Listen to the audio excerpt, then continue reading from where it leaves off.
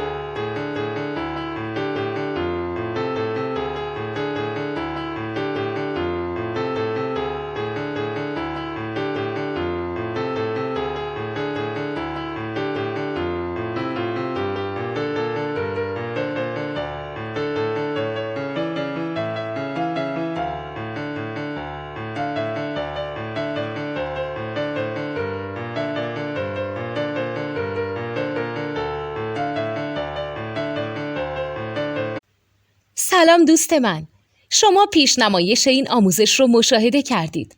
برای دیدن آموزش به صورت کامل میتونید به وبسایت نوت2 که مرجع آموزش موسیقی هست مراجعه کنید.